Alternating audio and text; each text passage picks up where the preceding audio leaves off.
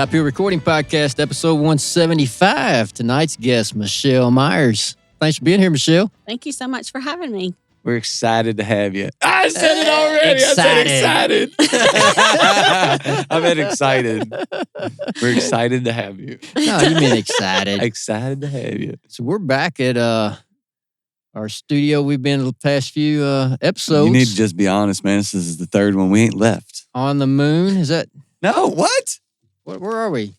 To the moon creative. You got to get to it before you can be on it, buddy. To the moon creative. So we're back here doing another podcast. And Mechalle, we appreciate you joining us. We appreciate Melissa having us down, and looking forward to talking to you.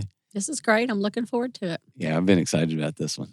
So we always start, and I don't even know if That scares me. No pressure. I don't know if you've been given a heads up on this or not, but we always start with a similar question. So we're going to ask you, because I don't know. I know you're heavily involved in the music industry, but are you a musician?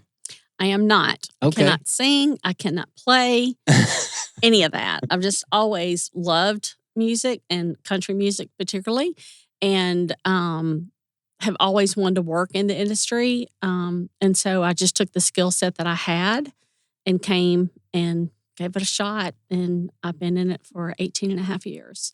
That is wild. In Nashville? Yeah, in Nashville. Okay, so what brought you to Nashville originally? That, I wanted to work in the music business. So you just came blindly, or did you have a lead coming in? Okay. No, I came blindly. And that's fascinating. And my husband worked from home at the time, and he was starting a new organization, so we could live anywhere. And we were living in Maryland at the time. And he came home one night and he said, "Are you ready to move to Nashville?" And I said, "Yes." And he said, "Okay, let's go." So that was a Wednesday. I literally went up to the hardware store and bought a for sale by owner sign, put it in my yard in Maryland. And Sunday I had an open house and sold my house for 3 times the amount I paid for it. Are you kidding me? It's when the market was crazy hot. And then you came to Nashville and was like, all right, everything's expensive.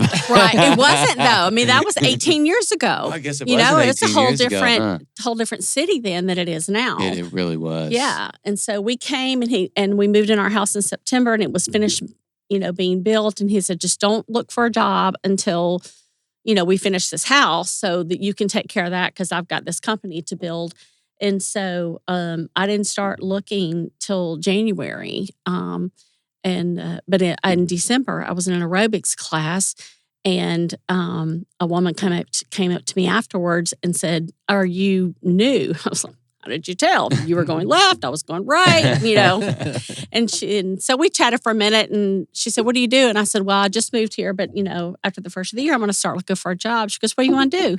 So I want to work in the music industry. And she was like, rolled her eyes, She goes, "Well, I own a personnel company, but to be honest with you, I don't really ever get music industry stuff. That's pretty inside kind of, deal." And I said, "Okay, well, that's fine." She said, "Why don't you just shoot me your resume? And, if something comes across, I'll keep you in mind." I'm like, "Okay, thanks." So I sent her the resume. Fast forward to March, we were in Florida visiting my parents for Easter. And that's when we didn't have cell phones. You forwarded your phone, Oh, yeah. I remember So that. *73. Right. So we forwarded the phone to my parents, and this girl called, and she said, "I don't know if you remember or not, but you met this lady in an aerobics class, and she's got a job she thinks she might be interested in." I said, "Great." And so we talked, and I said, "Well, I'm in Florida. I won't be home, for another week or so." She said, "That's fine. We'll talk whenever you get back." So we got back. The first weekend I was back, I had company in town, and we went to the women's show that they have every year here in Nashville. And all 3 of us got the flu. I mean, debilitating flu. Bad flu. No. I could not get my head off the pillow. My husband was out of town. I had to call him. I said, "You got to come home. I can't even get up to take the dogs out." It was so bad. So I called this lady, and I said, "Can I please talk to the recruiter with the company? This is the job for me. This is what I moved here for. I want this job." And she said, "Well, we don't normally do that." And so I said, "Just have them call me." And so the guy called me, and I told him, I said, "I am your candidate. That is the job that I want." And I said, "But I am so sick. I could not come in for an interview right now. I can't even get out of the bed." And he said, you know what? I'm about to go on vacation for a week. And he said, I won't do anything with this job, and I'll call you when I get back. And he did. No kidding. And so he called me. I went in and interviewed on Thursday. They offered me the job on Friday, and I started on Monday.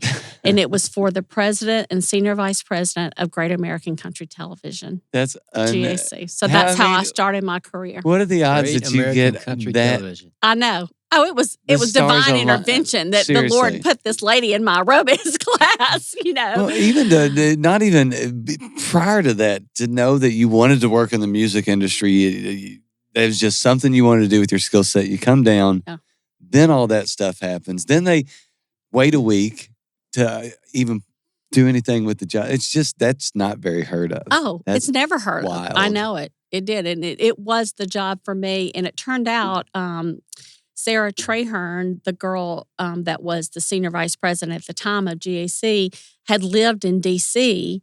around the same time I did. So she worked at C-SPAN, and we knew some of the same people and things like that. But I didn't know that till, we got in the interview and started having conversation. But yeah. I know. So what was the Wild. skill set? Like what were you bringing in there? What did you sell them I on? went to court reporting school when I was at Ole Miss, and so obviously I had great typing skill. Yeah, taking down everything everybody All right, question says. before we proceed any further. What does that thing look like? I've always sit there and I'm like, I know they're doing notes, court report, different. Right. Well, it's 20 keys. All right. And you hit certain letters in combination. So you write everything how it sounds. So it doesn't matter if you know how it spells or not. Okay. It's just how it sounds. So like if you said the phone, I would write it F-long-O-N, which is really, I hadn't done it so long. I think it's T-P-O-E-P-B. But you can hit it all at the same time. It's a totally different language. I mean, you spend the first year. Hey. How long did it take to why learn I that? I knew that those things were wild. So you basically, that has to become like, So you hit- that has to It's a go different from your language. ears to your To your fingers. without without processing. thinking. Yeah. Correct. How English language So you're college should be. you're learning a different language. It is a different language. Yeah. The whole first year in school, that's all you do is learn the language. And then the next 3 years, you work on building your speed to be able to write. And they call this write, not typing. Write as fast as somebody can talk. You know what that sounds like? Becoming a musician. What made you get into that? Seriously. Like, what made you go to school for that? Very random. I went to school at Ole Miss, and I didn't know what I wanted to do. And I stayed with my brother's girlfriend the weekend I went for orientation. And her roommate said, "What are you going to major in?" And I'm like, "I don't know." And she goes, "Well, I'm going to start court reporting school. Why don't you start it with me?" And I went, "Okay." Signed up. Is that still the way they do it? It's more real time now than before. I think they've changed the language up a little bit, and everything goes like before. It would go into a little disc in our machine, and we'd put the floppy disk for those who are old enough to know what that is, put into a computer, and then it would go up against your dictionary that you had built, and it would come out translated into English. Get out. Seems like now all you here. have to do is hit the caption thing on Instagram and Right. just hold up your phone in court. Now they do it, and it just automatically comes up. Like normal? Yes. Yeah. So like if you're sitting in a courtroom now, they can have a screen there for anybody that's hearing impaired or whatever can just read the screen. All right. Yeah. So did you do that for a time? I did that for 12 years. All right. So okay. they always like, we're going to go to the reporter. Could you go back to the 14th line of the 17th phrase there and read that for me? Did you ever have any like trials that were high profile or that just freaked you out that you had to be a part of? And she can't talk about that. She'd have to kill you. Had to kill us. No. Damn it, man. No. I did a lot of freelance work at first. So I did a lot of car wrecks, divorces, interesting, really mushy stuff. And then I got offered a position with the Mississippi Public Service Commission, and they did utilities, which was incredibly boring. But I did get to take the when they broke Ma Bell and AT&T, Ma Bell broke up into AT&T and Bell South. I took all the state cases for that. And then I also, when all the casinos came into Mississippi, I took all the water hearings. So I would go up in the north in those little bitty towns, and they would have town hearings and things like that. And I would take all drinkable that. water. Yes. So I bet you So had, Just like- the impact that the casino like would Aaron have on the Brockovich community. stuff. Yeah, exactly. Oh. Yeah. I bet you have huge regrets that you started in the music industry and didn't stay with court report. I really don't. I did enjoy the court reporting, but I was ready for a new challenge. Something So different. don't Yeah, listen I to him. think He's so. lying. Yeah. He's No, I lying. love the music industry. I love all the characters that are in it. You know, I could imagine. it's just fun. And it's you know. So what was court's so for- strategic? I couldn't so buttoned up. I couldn't imagine having to be in that environment all the time. Yeah. So what is or what was was it Great American Country Television? Mhm. All right, what exactly is that? It is. It was the competitor to CMT. Okay. It was owned by Scripps Networks, which is a large newspaper media company out of Knoxville, and they bought Great American Country, and so it was a music video network, and so we did. Had artists come in to promote their record that they had coming. We did interviews, all type of stuff like that. And that's actually where I met Melissa. Melissa came in and she was our receptionist. And so that's where we met first at GAC. And so, so I supported the president and the senior vice president. And then, pretty much anything that needed to be done. I kept Luke Bryan's first baby while he did his interview because Caroline had to be somewhere. I've ironed Neil McCoy's clothes because he pulled them in a wad out of his bag and just gotten off the road. So you ain't And I'm wearing those, like- boy. Give them to me. I'm like, Neil, you cannot wear that on television. What's Give me wrong that. with them? Oh, Michelle, ain't nothing So wrong with it was that. like the executive assistant and encompass anything else that might need to be done. Well, anybody that has known a president or head of something knows who does all the work. It's Well, a thank fact. you for saying that. A matter of fact. That's fact. Yeah, it takes a village to keep them together. Yeah. Well, And we then know who did really you move? keeps it. Did you move from there to CMA? So I did. So the president of GAC retired, and the SVP moved up to the president, and then the Scripps had decided that they were going to move GAC to Knoxville, and they were going to change it to a lifestyle network. They were going to move away from country video. So I already then knew I was going to do something different because I came here to work in the country music industry. Mhm. I didn't come here to work in lifestyle TV, Yeah. And so it Could have turned been on out. a cooking show. Eh? Oh, yeah, I could have been the next Trisha Yearwood. Who knew, right? So anyway, the president of GAC then got the job at CMA as the CEO, and she said, "Well, I'm not going without you." And so we packed up our little boxes and literally walked across the street, from where we were. And that's Sarah. And that's Sarah Trahern. And so, so I've been there with her, or was there with her for another 10 years. And so just the 1st of May, I retired. Well, congratulations. Yeah, Oh, I'm loving my gosh. life, my freedom, and getting to come do stuff like this in the middle of the day. Yeah. Crazy. That is wild. So I'm just trying to think of that transition and what was it about the country music industry that you knew that you had this desire that you wanted to be a part of it? Well, my grandfather, who was very, very close to, played every musical instrument. Oh, okay. And so when I was little, he would take me with him everywhere to all the honky tonks, the VFWs, or wherever he was playing. And I just loved it. I mean, and we were in the car and we'd be listening to the radio and he would say, "Do you hear that steel? Do you hear that dobro?" He would point instruments out and I just loved it. I was in fact, so then back then you would get CDs or cassettes and you would open them up and I would look who the songwriters were and the musicians were. I just could not absorb enough of it. I loved it so much. How young were you when you were? Probably about 12 or 13. And trying to figure out. See, that's Yeah. songwriters. It always was. Let me see lyrics.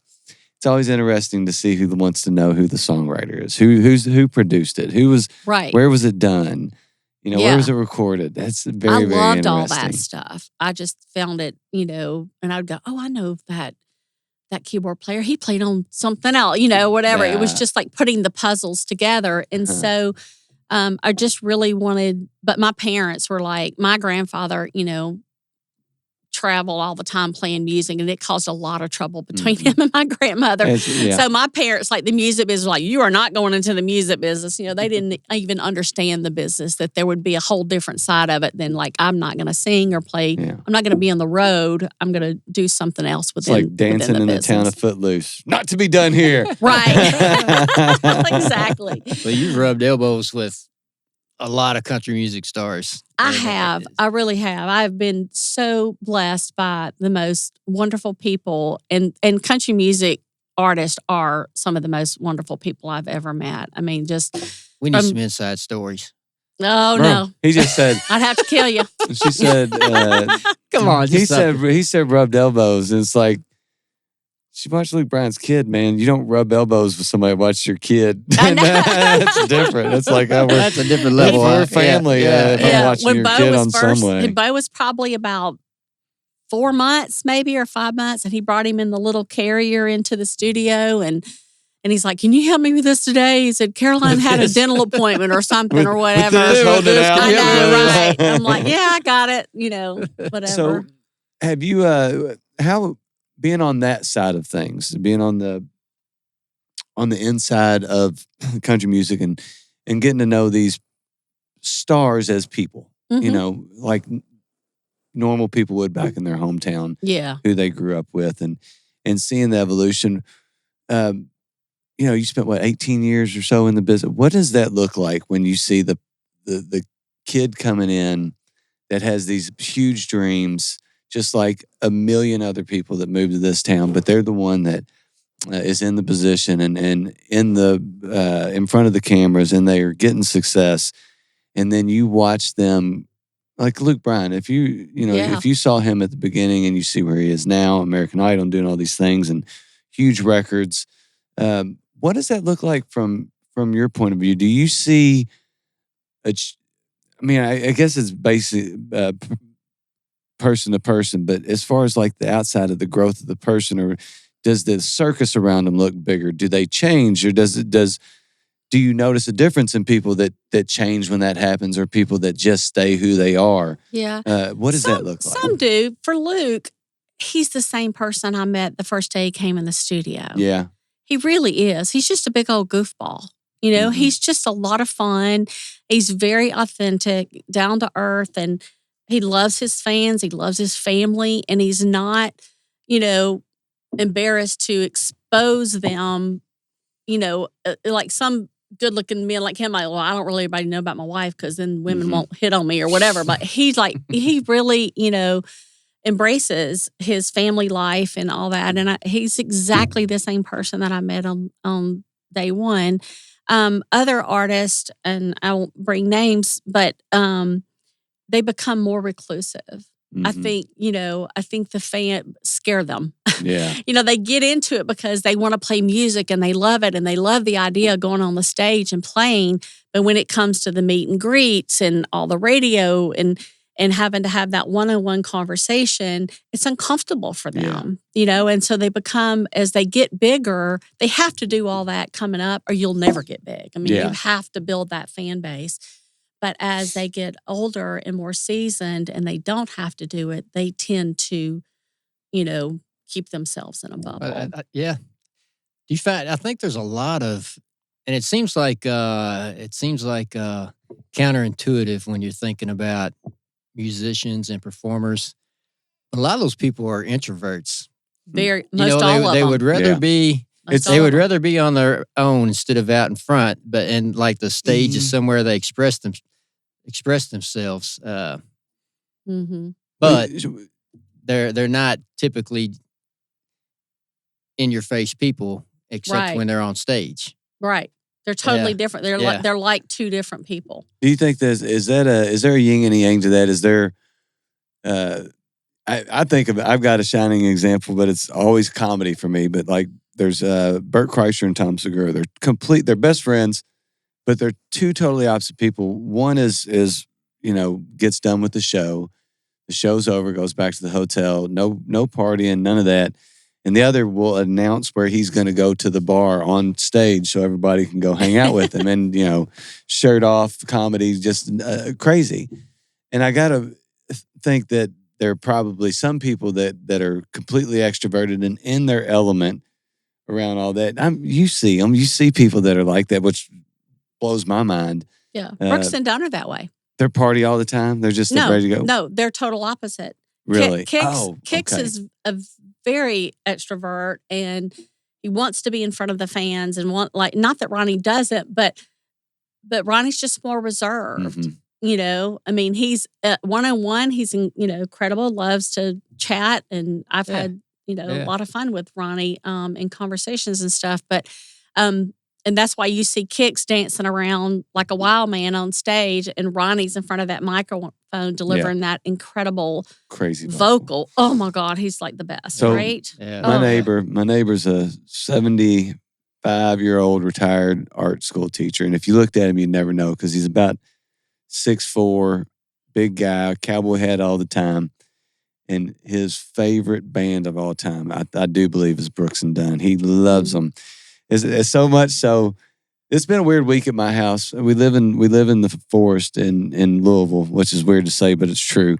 And people don't realize the biggest municipal-owned forest in the United States is in Louisville, Kentucky. Oh, and we live in it. So this past week, within a 7-day period, we've had a fox, we've had a raccoon have babies in my garage, and then we had 2 pigs roam on our property out of nowhere the other day. I mean, it's not like we got a little bit of land, but nothing crazy, like 3 or 4 acres up there. So, but the neighbor took a picture and said, if nobody picks them up, they're Brooks and Dunn. They're Brooks and Dunn's their name. 75. That's he still awesome. loves them. Still loves those guys. They would be so honored. Did you guys see 60 Minutes, David Byrne on 60 Minutes from Talking Heads the other day? He talked about that because he talked about my pig's name, Brooks and Dunn? No, he's an extreme introvert. You know, and that's the last thing you think about Talking Heads. Right. But he was talking about, he said it makes perfect sense because, introverted people, it's kind of they go out and that's how they show themselves on the stage. That's how he showed people who he was and what his art was and that sort of thing. But, then he would get into an interview or something and would be like extremely backward. Yeah. Yeah. So and they're also very creative people. They're very sensitive. I know people, giggle and laugh sometimes. Oh Lord, there's Garth. He's crying again. That's Garth. I mean, he is just such an incredibly sensitive person that when you're having conversation with him sometime and you're telling him a story, literally a tear will go stream down. Like it touches him. He's very in tuned with his feelings. He's a very sensitive, person. And I know a lot of people think it's an act, but I've been around him hundreds of times, and I'm telling you, it's not. It's just who he is. The same emotion transfers to his music. Garth, correct. Could you dry it up, Garth? I'm sick of it. I know. Tricia just kind of rolls her eyes like, "Oh Lord, here we go again." It's kind of endearing, really. Tom Segura would say, "Where the body's at," but I wouldn't say that. Tom, man, you don't listen to those guys talk about Garth. They're hilarious. They're like, he's got to have something bad about him, doesn't he? Because he's just like the nicest great. guy, most genuine. Great guy. You can imagine. Yeah. So, what do you think you're going to do now that you've retired? I don't know. I have had just several phone calls of like, okay, what are you going to do now? And I'm like, come on, guys, can I just give me a break? I've been doing this for 18 years, running a very hard, stress, rat race life. I just want to take the summer off to be with my family and do some things. And Melissa's already called me twice. Like, okay, let me know when you're ready because I've got some projects. I'm ready. And I've got a friend of mine that's a host on another television network, and she needs somebody to help her book talent. And so she's reached out about that. And I have a person that's thinking about maybe starting a record label, and he's been in touch with me a couple of times. So I don't know. You got some options. I have options. You know what's great? You're in control now. I am. And that's what I told myself. I'm not telling anybody no right now. I'm not telling you yes. I'm just give me a break. I retired 2 I need a years break. ago. I retired 2 years ago, and that's the big difference. Now I can do what I want to do when I want. I know it. And I think I'm going to find that too. And you'll find something you still want to do. I don't think I'll ever go back to that I don't want to say 9 to 6 because Lord, it was always, 8 to 8 or That's gonna be whatever. that's going to be my whatever it next took. question. I want to hear like what a typical week looks like in the executive assistant to the CEO or whatever your official title was. It's different. I mean, it's every day is different. Just because of things that happen in the industry. I mean, we have her day. I supported Sarah, and we would have her day planned out, but. We would usually get started pretty good, but then, all of a sudden Channel 2 calls and like, we just heard that, Garth Brooks stumped his toe and we want to do a story on it. We want your opinion on it, and so now we've got to rework the whole day to try to get them their interview because they want to go 6 o'clock live with it.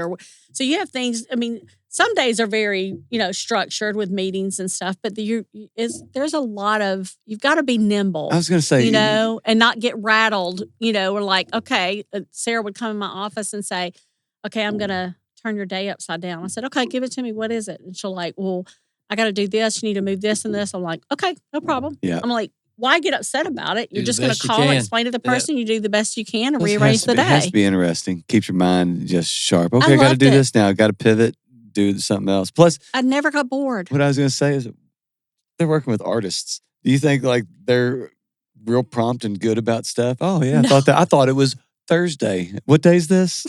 What meeting was it? What day's our meeting? Gosh, That I'm late. happens I missed a lot. it. Yeah.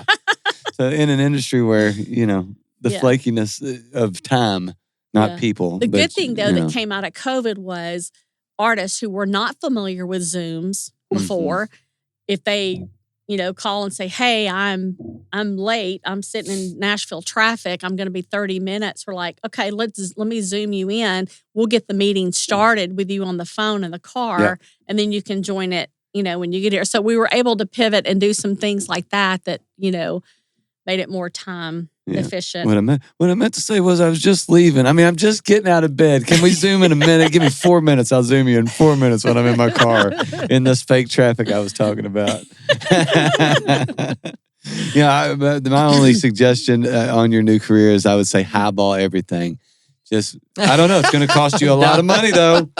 Somebody's going to be like, yeah, that's easy. That's a bargain, of course. We got you. Highball it all. That's good advice. I'll take Maybe that. you should start a podcast. Oh, gosh. I don't know. This Maybe. voice, are you kidding me? I love your Oh, voice. that's It's great. awesome. Yeah. Sound like Awesome. the country hick from I Mississippi. think your voice is nice. Yeah, Thank you you. got a nice Got a voice. little bit of a draw. I love it.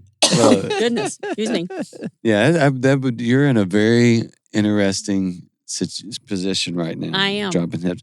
So I do you want, does it come down to a question of like, how hard do I want to work, or do I want to just put something in front of me that I believe in? Is it about money? Is it about belief? Is it about how hard you want to, what's the next step look like for you? It's not money.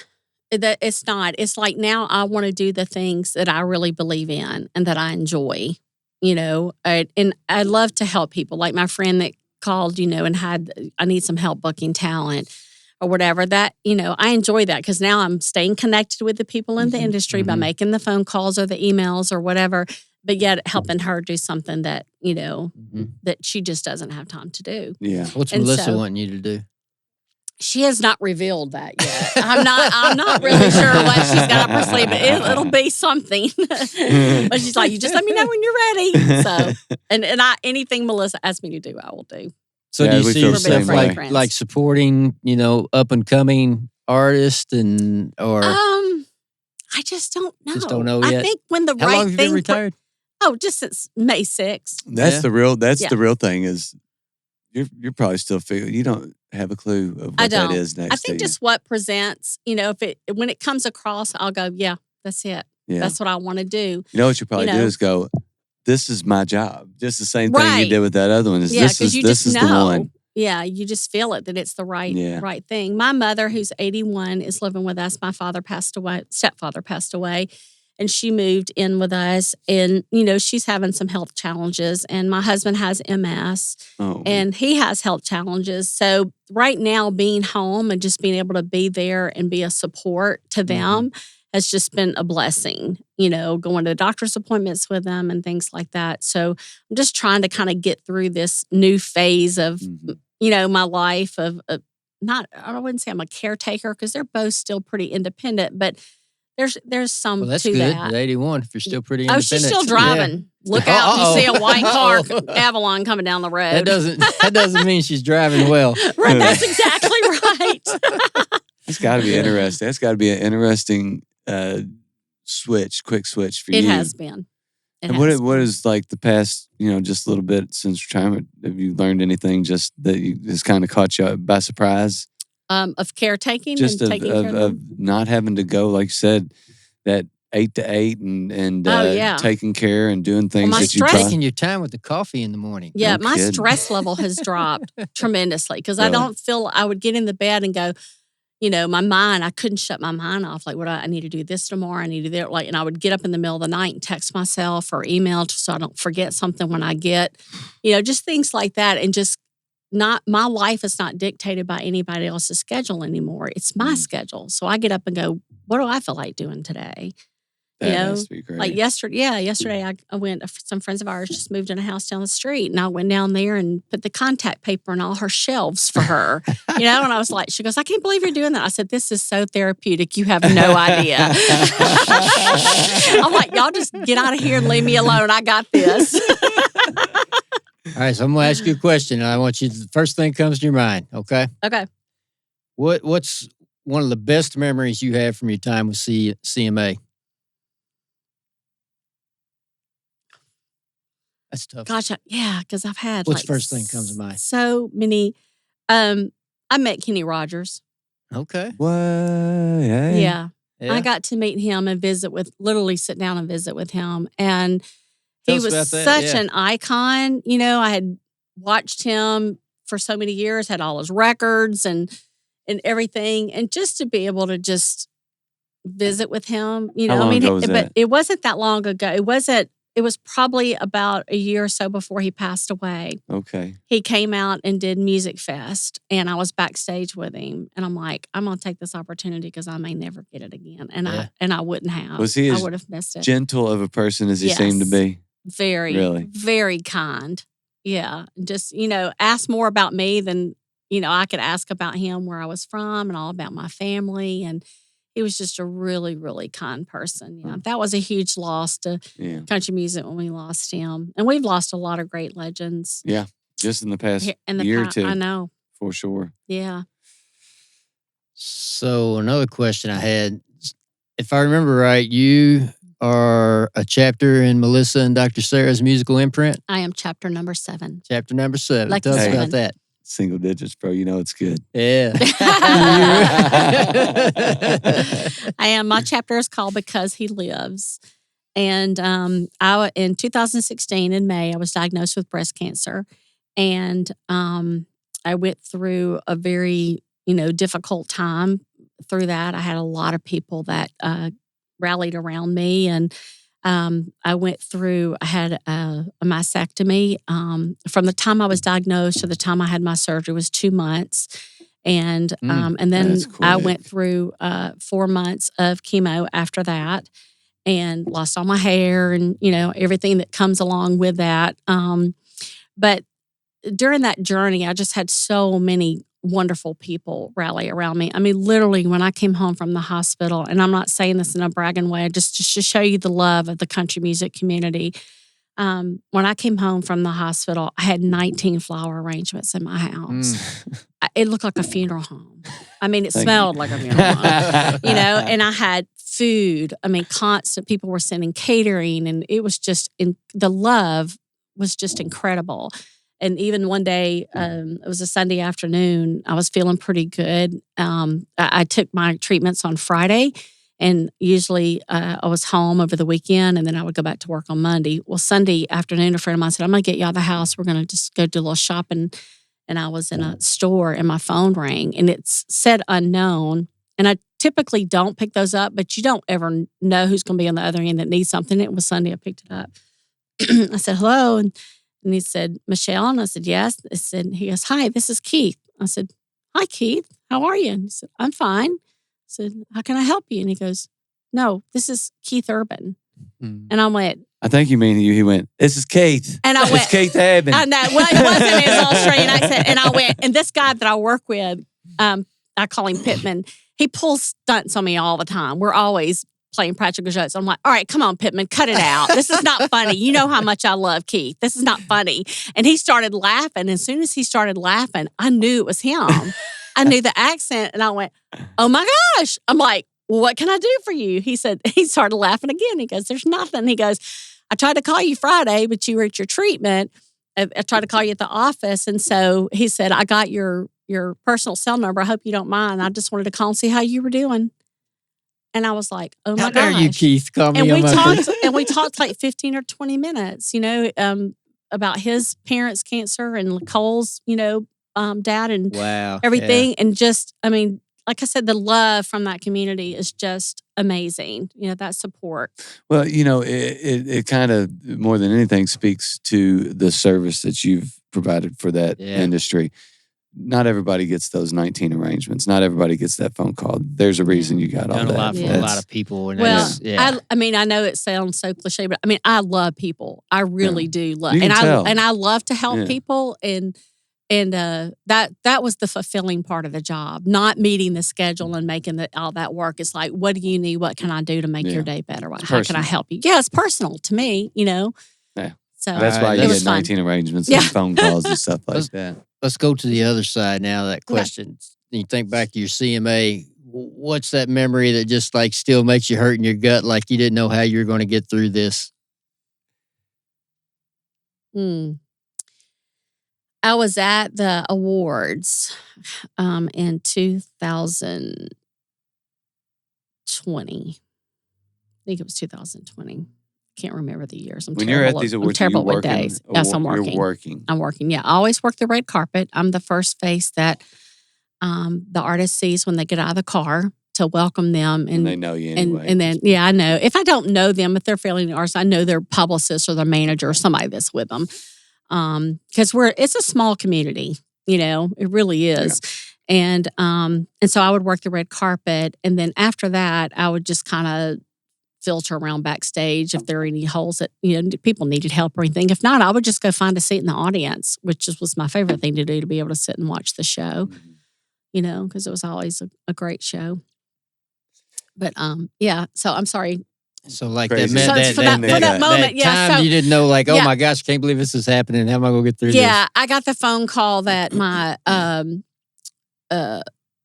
my niece was in the hospital and not feeling well, and it was like, okay, is it like critical? Like my niece, I came to live with me when she was 16. She just turned 16, and so I helped finish raising her, and so she's like my daughter. And so I was like, okay, I'm at the awards.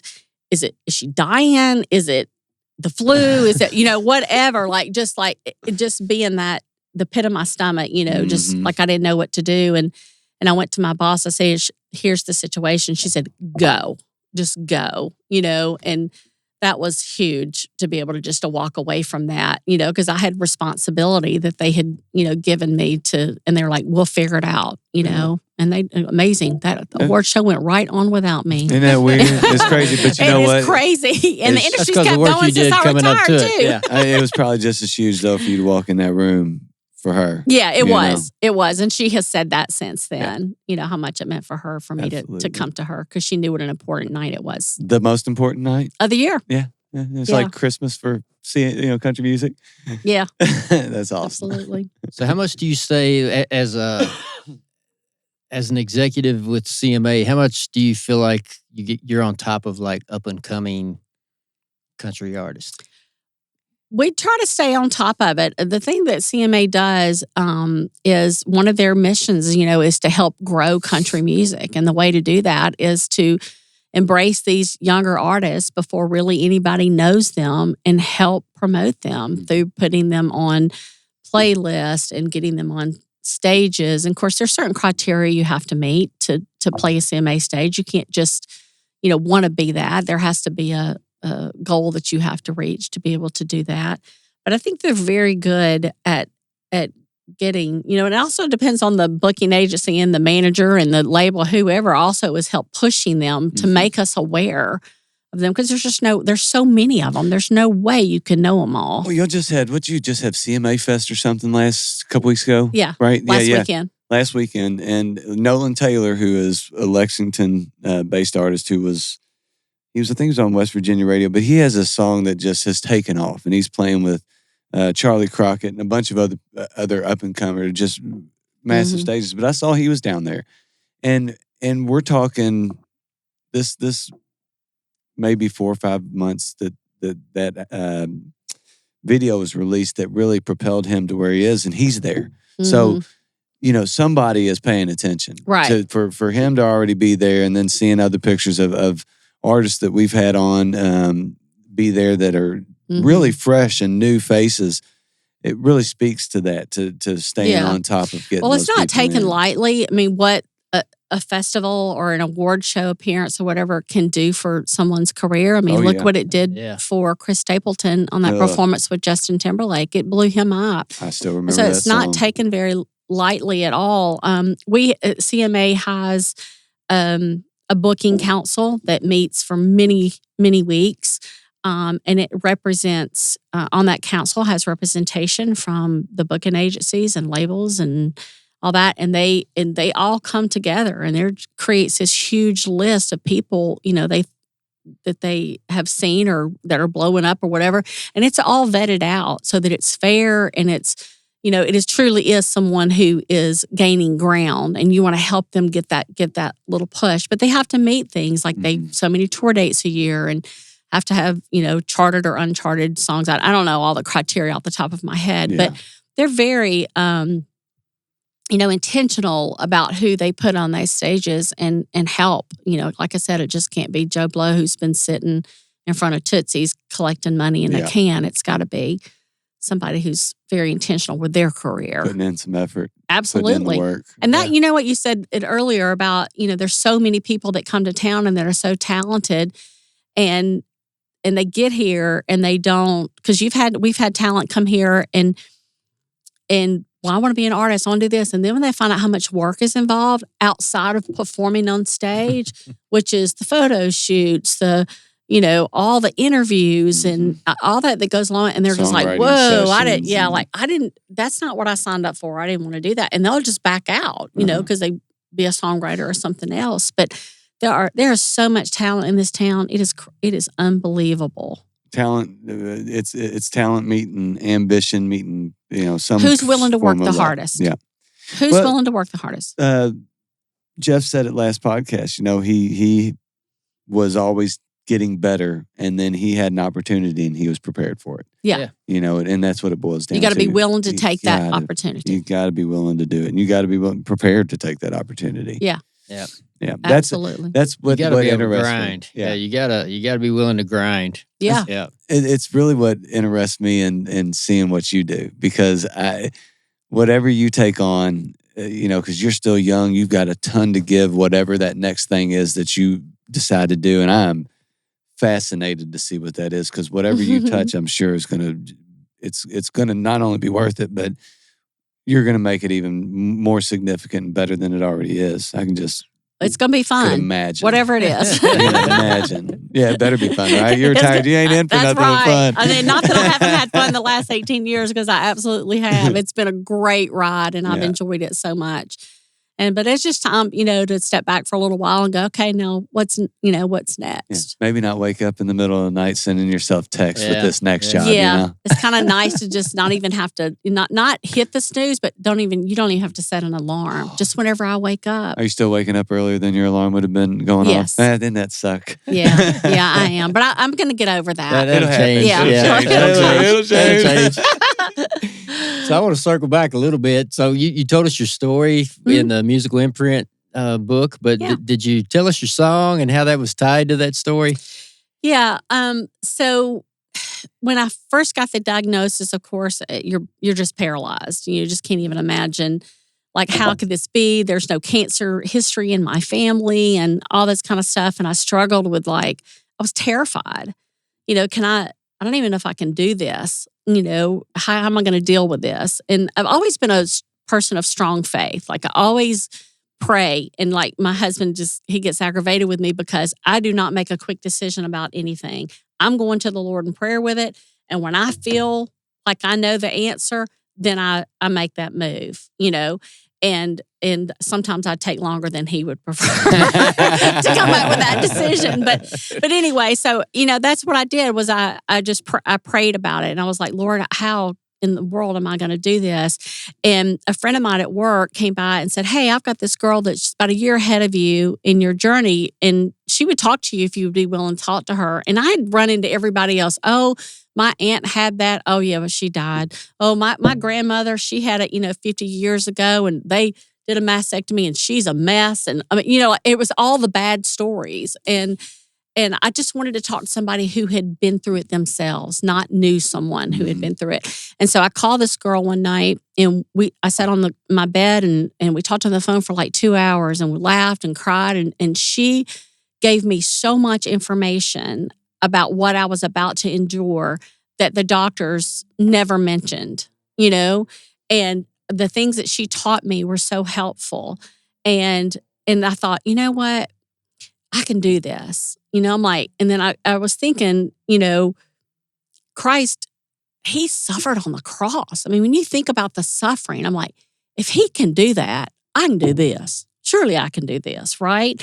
And so, and I just kept thinking because of him and because he lives and so that song that the Gaithers brother, that's the one that I relate to, the Gaithers, because he lives, would just kind of like go through repeat on my head at just random times. And it always seemed to be like at times that I was getting fearful or more doubtful, like, can I do this or can I not? And so that just kind of became my theme song because he lives. I had always related that song. You go to, church on Easter and they always play it at Easter. And that's what I related it to. But then it just kind of took on a whole different meaning, because of him, I can do this. No matter what the result is, I can still get through this. And I will get through this because as you can tell, I'm pretty stubborn and headstrong. And so, I did. And then I made up my mind that I was, Lord, get me through this and I want to help other people. And so I prayed for that. I said, please put people in my path that need my support and my encouragement like my friend was for me. And he did. I mean, at one point I was like, okay, I can't take another phone call because I was spending so much time, but I was trying to give everybody what was given You're me. trying to be that one Trying to be that person in their life for it. And I still do it. I don't have, like at one point I had like 11 people going at one time. I know it was a lot, but now, it's usually, it's 2 or 3 or, something. And sometimes, people say, hey, my aunt was just diagnosed. I'm like, here's my name, here's my number. Have them call me. Sometimes they call, sometimes they won't, but I let it be their move or I'll try to send them a text. Hey, this is Mechalle. Your aunt told me, I'd love to talk to you. And so then sometimes that prompts them to call you. That's awesome. But, these doctors, they do this every day and it's so routine and they're just little things. I'll give you an example. Chemo. My friend told me, he said, before you start your chemo, 15 minutes, the infusion, start sucking on ice. And she could just or popsicles or something, freeze the inside of your mouth because it constricts the blood vessels and it keeps the chemo from going into your mouth. If you don't, your mouth will be full of blisters and you won't be able to eat. And if you can't eat, then your blood count numbers are affected. And if they're not right, then you can't do the next chemo on time and it throws you off schedule. And she said, and keep doing it 15 minutes after they stopped. I got one tiny blister the entire 4 months. I mean, that was so helpful. That's huge. Because you hear about the caps, the ice caps, don't want your hair and all that jazz. But that would have been debilitating to have a mouthful of blisters. Oh my gosh. Yeah, it was just crazy. And then I went to, before, when I knew I was going to lose my hair, I went into the wig shop just like this and I said, this is what I look like and this is what I want to look like, And we picked out a wig. They cut it exactly like my cut. So when my hair started falling out, I went ahead and shaved it off. I didn't wait for it to all go. Slapped that wig on that next morning and off to work and nobody knew I was wearing a wig. Are you kidding? That's awesome. So, it's awesome to think like when it's cool to watch positivity grow, to see that the friend of a friend set when they gave you that contact about somebody that had been through it, and then to 11 people at one time and 2 and 3, and you imagine that person, you're probably not the first person that she talked to. If you were the first, you're probably not the last. So it just continues to think that network of people looking out for each other and going through those similar experiences, what that one phone call has generated, has to feel pretty awesome, even for the original person that helped you. Right. It's just crazy to think. She was my angel, no doubt. And I tell her that, all the time. And I mean, if we don't help each other, I mean, I think that's the reason we go through things, is we're supposed to use them to help others. I'm not an alcoholic. I've never drank, really. I couldn't help an alcoholic because I don't even understand what that means or what it feels like to be addicted or anything like that. So I think you have to take the things that happen in your life and find purpose in those to help others, because I think that's what we're all here for. Really. And the thing about music and this book that was just so phenomenal was just see the power of music and what it did in so many people's lives in different scenarios, and, the different songs and how it impacted them and then how it's impacted others. I just thought the book was brilliant. I was so honored to be asked to be a part of it. And I think she should do a volume 2. We've been waiting for it. I don't know if she'll do that or not. She said, as soon as you take a job with her. That's the project she's going to probably dump on me. You're right. It's funny you mentioned that. Michelle, we really appreciate you chatting with us. Thank y'all. It's been fun. I've enjoyed meeting both of you. Yes, it's great. Yeah, thank you. Retirement. Yeah, I'll let you know what's up next. So anybody that wants to keep up with you, I don't know, you're not like a public figure or anything, but do you have somewhere that I'm people... on Facebook and Twitter. Okay. I do Facebook a lot, and I try to Is it post. And it's you probably have the only spelling like Michelle I do. Myers. It's Michelle Myers, MECHALLEMYERS. I spelled it right. Yep, at Facebook. Yeah, you got it. So you can find me there if you need somebody to talk to. I'll be happy to just connect with me there, and I'll be glad to share you all my wisdom, my cancer journey wisdom. Well, not only that, just your wisdom in general. You know so much about the industry, and then with your personal story, and I'm really, really interested to see what happens moving forward for you. Yeah, I'm excited too. It'll be something. It'll be fun. Right. It'll Thanks, be fun. Michelle. Oh, thanks. That was great. Yeah, great job. See? Yeah, nothing to be nervous.